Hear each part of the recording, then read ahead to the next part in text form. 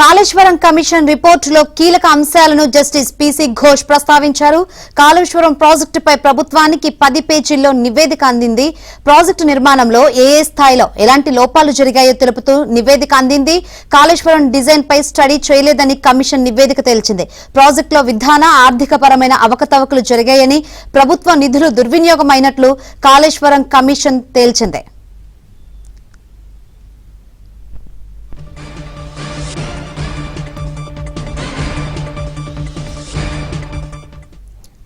Right, ఈ రోజు Kaleshwaram commission నివేదికకు సంబంధించి కేబినెట్ అయితే భేటీ అవ్వబోతుంది. మరి ఈ కేబినెట్ భేటీలో ఎటువంటి నిర్ణయాలు తీసుకునే అవకాశం ఉందో తెలుసుకుందాం. మరిన్ని వివరాలు అందించేందుకు మా ప్రతినిధి నరసింహరావు సిద్ధంగా ఉన్నారు. నరసింహరావు, ఫైనల్ రిపోర్ట్ అయితే అందింది కాళేశ్వరం కమిషన్ సంబంధించి. ఎటువంటి చర్యలు తీసుకునే అవకాశాలు కనిపిస్తున్నాయి? శంకరి, మొత్తానికి ఉత్కంఠకు తెరపడింది. కాళేశ్వరం కమిషన్ రిపోర్టులో ఏముందో తేలిపోయింది. నిపుణుల కమిటీ సమగ్రంగా అధ్యయనం చేసి ముగ్గురు అధికారుల కమిటీ 650 పేజీల పై తెలుకున్నటువంటి కమిషన్ నివేదికని సమగ్రంగా అధ్యయనం చేసి 10 పేజీలతో అందులో ఉన్నటువంటి జిస్టును కుదించి ప్రభుత్వానికి అందజేసింది. ఇప్పటికే ప్రభుత్వానికి ఆ నివేదిక కూడా చేరింది. అటు కాళేశ్వరం కమిషన్ ఇచ్చిన నివేదిక చేరింది. దాంతో పాటుగా కాళేశ్వరం కమిషన్ పైన అధ్యయనం చేయడానికి ఏర్పాటు చేసినటువంటి 3 అధికారుల కమిటీ నివేదిక కూడా ప్రభుత్వానికి చేరింది. ఈ రోజు కేబినెట్ సమావేశంలో ప్రధానంగా దీనిపైనే చర్చించబోతా ఉన్నారు. కాళేశ్వరం కమిషన్ పైన చర్చే ఏకైక ఎజెండాగా ఈ రోజు ఈ కేబినెట్ సమావేశాన్ని నిర్వహిస్తా ఉన్నారు. ఇందులో ఎవరెవరిని బాధ్యులుగా తేల్చారు, ఎవరిపైన ఎలాంటి చర్యలకు సిఫార్సు చేశారు అనేటువంటి దానిపైన చర్చించి ఈ రోజు కేబినెట్ లో తదుపరి చర్యలపైన ఒక కీలక నిర్ణయాన్ని తీసుకునేటువంటి అవకాశం అయితే ఉన్నట్టుగా తెలుస్తా ఉంది. ముఖ్యంగా 10 పేజీలతో ఈ 3 అధికారుల కమిటీ నివేదికనిచ్చింది. 650 పేజీలకు పైచిలుకున్నటువంటి కాళేశ్వరం కమిషన్ నివేదికని స్టడీ చేసి అందులో కుదించి 10 పేజీలతో మరొక నివేదికని 3 అధికారుల కమిటీ ప్రభుత్వానికి అందజేసింది. అందులో ప్రధానంగా ఆనాడు జరిగినటువంటి తప్పిదాలను కమిషన్ ఏమే అంశాలని ప్రస్తావించిందో వాటితో ఒక నివేదికను సిద్ధం చేసింది. అందులో నిర్ణయాలన్నీ కూడా ఆనాడు ముఖ్యమంత్రిగా ఉన్నటువంటి కేసీఆర్ ఆదేశాల మేరకే జరిగాయి. కేసీఆర్ నిర్ణయాలు తీసుకొని వాటిని అమలు చేశారు. వాటి తూతు మంత్రంగా అధికారులు పరిశీలించకుండానే ఆమోదాలు తెలిపారు అనేటువంటిది ప్రధానంగా ఈ నివేదికలో సమర్పించారు. అంటే ఈ ప్రాజెక్టులో కర్త కర్మ క్రియ అన్ని కూడా కేసీఆర్ అని చెప్పి ఈ నివేదికలో స్పష్టం చేశారు. ఈ ప్రాజెక్టు వైఫల్యానికి దెబ్బతినడానికి కుంగిపోవడానికి అన్ని రకాల వైఫల్యాలకు ఆనాడు కేసీఆర్ తీసుకున్నటువంటి నిర్ణయాలే కారణం అన్నట్టుగా ఈ నివేదికలో స్పష్టం చేశారు. దాంతో పాటుగా అధికారుల వైఫల్యం ఏ విధంగా ఉంది, ఏ అధికారుల ఇందులో నిర్లక్ష్యం వహించారు అనేటువంటిది కూడా స్పష్టం చేశారు. అంతేకాకుండా ఏ విధంగా అంచనాలను పెంచారు అనేటువంటి దానిపైన కూడా ఇందులో క్లారిటీగా చెప్పారు. దాంతో పాటుగా నిపుణులు ఇచ్చినటువంటి కమిటీని నిపుణులు ఇచ్చినటువంటి నివేదికను కూడా తొక్కిపెట్టి కేసీఆర్ తీసుకున్నటువంటి నిర్ణయాల మేరకే ముందుకు సాగారనేటువంటి విషయాన్ని కూడా ఈ నివేదికలో స్పష్టం చేశారు. అంతేకాకుండా ప్రాజెక్టులో అక్కడ సిడబ్ల్యూసి నీటి లభ్యత లేదు అనే విధంగా ఒక మిస్లీడ్ చేశారు అనేటువంటి విషయాన్ని కూడా ఇందులో ఈ నివేదికలో పొందుపరిచారు. అంతేకాకుండా అడ్డగోలుగా దీన్ని పెంచి ప్రాజెక్టు కాస్ట్ను పెంచడం వల్ల రాష్ట్ర ఖజానాకు పెద్ద ఎత్తున నష్టం జరిగింది, ఖజానాకు ఆర్థిక నష్టం ఏర్పడింది అనే విషయాన్ని కూడా ఈ నివేదికలో స్పష్టం చేశారు. ఆ మేరకు క్రిమినల్ చర్యలకు కూడా ముందుకు వెళ్ళాలి అనేటువంటి సిఫార్సులు చేసినట్టుగా తెలుస్తా ఉంది. ఆ మేరకు కూడా ఈ నివేదికలో స్పష్టం చేసినట్టుగా తెలుస్తా ఉంది. ఈ 3 అధికారుల కమిటీ అధ్యయనం చేసి అయితే మొత్తానికి ఆ జిస్ట్ ని ఏం చెప్పింది కమిషన్ అనేటువంటి వివరాలకు సంబంధించి 10 పేజీలతో మరొక నివేదికని సమర్పించి ఈ సమగ్రమైనటువంటి వైఫల్యాల వివరాలని అందులో వివరించారు. దానిపైన ఈ రోజు కేబినెట్ లో చర్చించబోతా ఉన్నారు. చర్చించి దీనిపైన సిట్ ని ఏర్పాటు చేసి ముందుకు వెళ్లాలా, సిట్ ప్రత్యేక విచారణ బృందాన్ని ఏర్పాటు చేసి దాని ద్వారా ముందుకు వెళ్లాలా, లేదనంటే అవినీతి జరిగింది, పెద్ద ఎత్తున ఖజానాకు నష్టం జరిగింది అని కూడా చెప్పినటువంటి నేపథ్యంలో దీనిపైన ఏసీబీని ఏర్పాటు చేసి ముందుకు వెళ్లాలా అనేటువంటి ఆలోచనతో ప్రభుత్వం ఉంది. ఈ రోజు కేబినెట్ లో సంబంధించి ఒక కీలకమైనటువంటి నిర్ణయాన్ని కూడా ప్రకటించేటువంటి అవకాశాలున్నాయి. దాంతో పాటుగా ఈ వైఫల్యానికి కారణాలని కమిషన్ నివేదికని ప్రజల ముందు పెట్టాలనేటువంటి ఆలోచనతో కూడా రాష్ట్రం ఉంది. అందులో భాగంగా అసెంబ్లీలో ఈ నివేదికను పెట్టి దానిపైన ఆ వివరాలన్నింటినీ కూడా శాసనసభ్యులకు అందించి తద్వారా శాసనసభ వేదిక ద్వారా ప్రజలకు కూడా జరిగినటువంటి ఆస్తి ఖజానాకు జరిగినటువంటి నష్టంతో పాటు ఏ విధంగా నష్టం జరిగింది, ఏ విధంగా వైఫల్యం చెందింది అనేటువంటి సమగ్ర వివరాలని, సమగ్ర సమాచారాన్ని తెలంగాణ సమాజానికి కూడా వివరించాలి శాసనసభ ద్వారా అనేటువంటి ఆలోచనతో ప్రభుత్వం ఉంది. అందుకోసము ప్రత్యేక అసెంబ్లీ సమావేశాలను కూడా నిర్వహించాలనేటువంటి ఆలోచన చేస్తా ఉంది. ఈ నెల సూచనాప్రాయంగా ఈ నెల 10 నుంచి అసెంబ్లీ సమావేశాలు పెట్టేటువంటి ఆలోచనతో కూడా ప్రభుత్వం ఉన్నట్టుగా తెలుస్తా ఉంది. సో వీటన్నింటిపైన కూడా ఈ రోజు కేబినెట్ సమావేశంలో చర్చించి ఒక కీలకమైనటువంటి నిర్ణయాన్ని ప్రకటించేటువంటి అవకాశాలు ఉన్నాయి. శంకరి, అయితే నరసింహరావు, ఇప్పుడు కర్త కర్మ క్రియ అన్ని వేళ్ళు ఇప్పటి వరకు విచారణ జరిగిన వచ్చిన అధికారులు కావచ్చు, అప్పట్లో కీలకంగా వ్యవహరించిన మంత్రులు కావచ్చు, అన్ని వేళ్ళు కేసీఆర్ వైపే చూపించిన పరిస్థితులు అయితే కనిపిస్తుంది.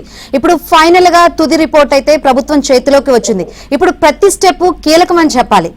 సో దీన్ని బట్టే నెక్స్ట్ ఏంటి అనేది డిసైడ్ అయ్యి ఉంటుంది. సో ఎటువంటి నిర్ణయం తీసుకునే అవకాశం ఉంది? ఎందుకంటే ఒక మాజీ మంత్రి కదా, ముఖ్యమంత్రి కదా. అందుకే దీనిపైన ఇప్పుడు విచారణ, అందుకే ఎక్కడా కూడా ప్రభుత్వం మొదటి నుంచి చెప్తుంది, ఎక్కడా కూడా తాము కక్షపూరితంగా ముందుకు వెళ్లాలని భావించడం లేదు. గత ప్రభుత్వంలో జరిగినటువంటి తప్పిదాలపైన విచారణలు జరుగుతున్నాయి. విచారణ ప్రకారము లీగల్ గా ఏ విధంగా తప్పు చేసినటువంటి వారికి శిక్షలు పడాలో ఆ విధంగానే చట్ట ప్రకారమే ముందుకు వెళ్తాం తప్ప తాము ఎక్కడా కూడా తమకు తొందర లేదు.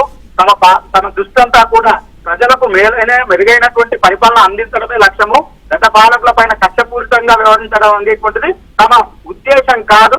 కాకపోతే జరిగినటువంటి నష్టాలు, చేసినటువంటి తప్పిదాలు ఏవైతే ఉన్నాయో వాటిపైన శాఖాపరమైనటువంటి ప్రభుత్వ పరంగా ఏ విధమైనటువంటి చర్యలు తీసుకోవాలో, చట్టపరంగా ఏ విధంగా ముందుకు వెళ్లాలో ఆ విధంగానే వెళ్తామనేటువంటి మాట చెప్పారు. ఆ మేరకే ముందుకు వెళ్తున్నట్టుగా తెలుస్తా ఉంది. సో అందులో భాగంగానే ఇప్పుడు 2 రకాలు ఇందులో వచ్చినటువంటి దాంట్లో ఒకటి, గత ప్రభుత్వంలోని పెద్దలు చేసినటువంటి తప్పిదాలు, ఆనాడు ముఖ్యమంత్రిగా ఉన్నటువంటి కేసీఆర్ నిర్ణయాల వల్లనే ఆయన తీసుకున్నటువంటి అన్ని నిర్ణయాలు ఆయన తీసుకోవడం మేరకే జరిగాయి. ఆయన నిర్ణయాల మేరకే కాళేశ్వరం ప్రాజెక్టు నిర్మాణం జరిగింది, ప్రాజెక్టు డిజైన్లు జరిగాయి అనేటువంటిది ఇక్కడ వచ్చినటువంటి నేపథ్యంలో గత ప్రభుత్వ పెద్దలపైన ఏ విధంగా వెళ్లాలనేటువంటిది ఒక అంశము. అంతేకాకుండా ఆనాడు ఉన్నటువంటి అధికారులు, ఆ ప్రాజెక్టు నిర్మాణంలో భాగస్వాములైనటువంటి అధికారులు కూడా నిర్లక్ష్యంగా వ్యవహరించడం వల్ల, తానా అంటే తందానా అన్నట్టుగా వ్యవహరించడం వల్ల కూడా రాష్ట్ర ఖజానాకు నష్టం జరిగింది అనేటువంటి విషయాన్ని కూడా నివేదికలో పేర్కొన్నారు. సో ఈ నేపథ్యంలో ఇటు అధికారుల పైన ఏ విధంగా చర్యలు తీసుకోవాలి. సో ఈ అధికారుల్లో కూడా ప్రస్తుతం కొందరు ఇప్పుడు ఉద్యోగాల్లో ఉన్నటువంటి వాళ్ళు ఉన్నారు, కొంతమంది రిటైర్డ్ అయినటువంటి వాళ్ళు కూడా ఉన్నారు, 7-8 మంది అధికారులు. సో వీళ్ళ రిటైర్డ్ అయినటువంటి అధికారుల పైన ఏ విధంగా ముందుకు వెళ్ళాలి, ప్రస్తుతము ఉద్యోగాల్లో ఉన్నటువంటి వారిపైన, అధికారుల పైన ఏ విధంగా ముందుకు వెళ్ళాలి. సో వీటన్నింటిపైన కూడా ఇప్పుడు ఈ నివేదిక పైన ఇటు ఒకటి ప్రజలకు వాస్తవాలు చెప్పే విధంగా ముందుకు వెళ్ళడం అనేటువంటిది ఒకటి, అందుకోసం అసెంబ్లీ సమావేశాలు పెట్టి వివరించాలి, శాసనసభలకు వివరాలు ఇవ్వడంతో పాటు ప్రజలకు కూడా అన్ని వివరాలను అందించాలి అనేటువంటిది ఒక ఆలోచనతో ఉంది. 2, ప్రత్యేక దర్యాప్తు బృందాన్ని ఏర్పాటు చేసి, సిట్ను ఏర్పాటు చేసి సిట్ ద్వారా ముందుకు వెళ్ళాలి అనేటువంటి ఆలోచన ఒకటి ఉంది. 2, ఖజానాకు కూడా తీవ్రమైనటువంటి నష్టం జరిగింది. అంచనాలను 36,000 కోట్ల నుంచి 71,000 కోట్లకు, 71,000 కోట్ల నుంచి 1,10,000 కోట్లకు పెంచుకుంటూ ముందుకు వెళ్లారు. సో కేబినెట్ అప్రూవల్స్ కూడా లేవు, నిపుణుల కమిటీ నివేదికలను తొక్కిపెట్టారు, వాటిని పట్టించుకోలేదు అనేటువంటి సమగ్రమైనటువంటి వివరాలు ఉన్నాయి. కాబట్టి ఇక్కడ అవినీతి అంశం కూడా ముడిపడి ఉంది. కాబట్టి ఏసీబీని నియమించడం ద్వారా ఏసీబీతో కూడా విచారణకు ముందుకు వెళ్లాలా అనేటువంటి ఆలోచన మరొకటి ప్రభుత్వం చేస్తా ఉంది. సో వీటన్నింటిపైన కూడా అంటే ఇటు ఒకటి గత ప్రభుత్వ పెద్దల విషయంలో ఏ విధంగా ముందుకు వెళ్ళాలి, 2 అధికారుల విషయంలో ఏ విధంగా ముందుకు వెళ్ళాలి, సిట్ ద్వారా వెళ్ళాలా, ఏసీబీ ద్వారా వెళ్ళాలా, మరి ఏ విధంగా ముందుకు వెళ్ళాలనేటువంటి దానిపైన ఇటు కేబినెట్ లో చర్చించడంతో పాటు అటు లీగల్ ఒపీనియన్ కూడా తీసుకోవాలనేటువంటి ఆలోచనతో ప్రభుత్వం ఉంది. న్యాయ నిపుణులతో కూడా చర్చించి ఏ విధంగా ముందుకు వెళ్ళాలనేటువంటి దానిపైన ఒక నిర్ణయాన్ని తీసుకునేటువంటి అవకాశం ఉంది. ఈ రోజు కేబినెట్ సమావేశంలో ఏజీ అడ్వకేట్ జనరల్ తో కూడా మాట్లాడేటువంటి అవకాశం ఉంది. దీనిపైన ఏ విధంగా ముందుకు వెళ్ళొచ్చు అనేటువంటి దానిపైన. సో వారితో మాట్లాడిన తర్వాత ఇటు లీగల్ ఒపీనియన్ కూడా తీసుకున్న తర్వాత ఏసీబీయా దర్యాప్త మరో రకంగా ముందుకు వెళ్ళాలనేటువంటి దానిపైన ఈ రోజు నిర్ణయాన్ని తీసుకోబోతా ఉన్నారు. వాస్తవానికి కేసీఆర్ పైన అంటే ఇప్పటికే అధికారులకు సంబంధించినటువంటి విషయంలో వేగంగానే ప్రభుత్వం ముందుకు వెళ్తా ఉంది. ఇప్పటికే విజిలెన్స్ నివేదిక కూడా ఇచ్చింది. 57 మంది అధికారులను దోషులుగా తేల్చింది.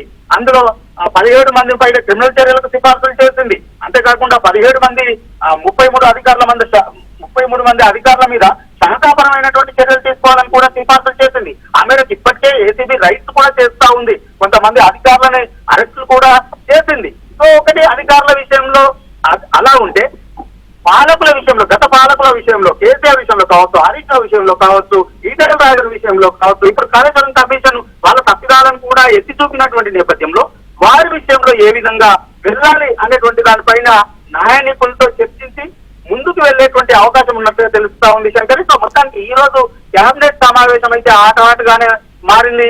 ఈ రోజు కేబినెట్ సమావేశం పైన అయితే ఉత్కంఠ పెరిగింది.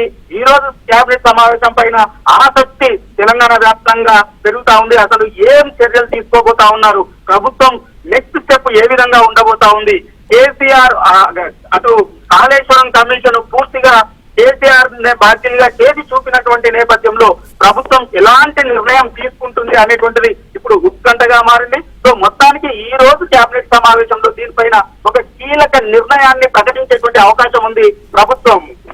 Right. Thank you Narasimharao. Thanks for updates.